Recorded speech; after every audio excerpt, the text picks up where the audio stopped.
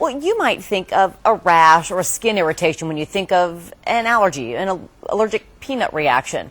But for the 3 million children in the U.S. now living with food allergies, the threat is much greater. The threat can be deadly. Tonight, KXLY 4's Kalae Chock tells us it's something that a lot of people just don't understand.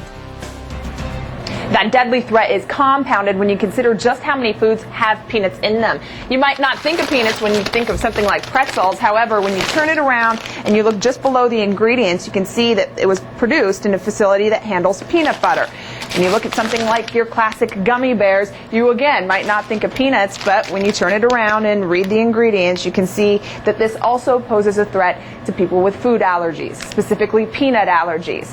This can be taxing for a family and trying to avoid all of these foods, especially for a young kid who's just trying to fit in. Oh, this one. I don't like it. I don't like touching it. Most 8-year-olds have no idea what their food is made of. But 8-year-old Peyton Lungo knows exactly what she puts into her body. It says may contain peanuts or tree nuts. So, bye-bye, cereal. She has to. Eating just one peanut or tree nut could kill her. And I had this for breakfast this morning. Some of the things in it are whole grain oat flour, sugar, corn flour. The Lungos learned about Peyton's allergy when she was 3, and her lips swelled up after eating a cashew. And it was like seriously from nose to chin, swollen, in a matter of like 20 seconds. The Lungos say the scare put the fear of God in them. We don't have anything peanutty in here, because if I were to probably kiss her, you know, she'd have a reaction. Most of the kids that have that allergy, it's deadly to them because their throat will close up and they won't be able to breathe. The Lungos say the diagnosis got even harder to handle when they realized Peyton couldn't even eat foods from places where peanut products are made. You go home and you think, okay, she can't eat. How are we going to cook? We can't eat out. She can't have Chinese food. She can't have cakes. And so began the Lungos' life of caution, of diligence, of reading every single label on every single food. We read it, and it said manufactured in a facility that handles peanuts and tree nuts. You scare yourself because you just think, how are we going to be normal? Feeling normal is tough for families with kids who have peanut allergies, especially when so many foods pose a deadly threat and when so many others don't understand the risk. I know we wouldn't understand it if we didn't have a child who had it. We would just think, oh, it's a peanut.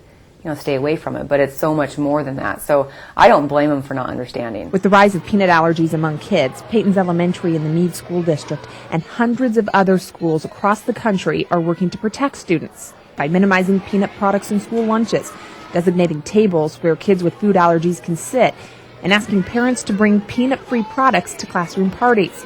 But Spokane Public Schools Director of Nutrition Services, Doug Wardell, says the answer is not a peanut ban, even if it would make kids with allergies feel less excluded. These families don't want their kids to be made different, or they just want to be a part of the education and know it's safe for them and not be isolated or set apart. Wardell says a ban can keep districts from enacting other checks and balances, like what to do in case there is an emergency. The district's food allergy model is considered one of the best in the country, but it only created the model after learning a very hard lesson. We had good procedures, but not perfect procedures in place, and we had a student die. In 2001, 9-year-old Nathan Walters died when he ate a peanut butter cookie on a class field trip. Since then, the district has worked to create awareness and to spread the word on the dangers of peanut allergies. Peyton Lungo just hopes that word spreads fast so that she can focus on being a kid instead of focusing so much on the food around her. It would be a little easier if a lot of people knew about it, but sometimes they just can't. With the rise of peanut allergies among kids, we're now seeing a focused effort to try and include kids into everyday activities. We're also seeing things like this book called One of the Gang. It was written by Gina Close, and it specifically addresses some of the everyday trials and tribulations that kids with peanut allergies have to go through. In Spokane, I'm Kalae Chock, KXLY 4 HD News.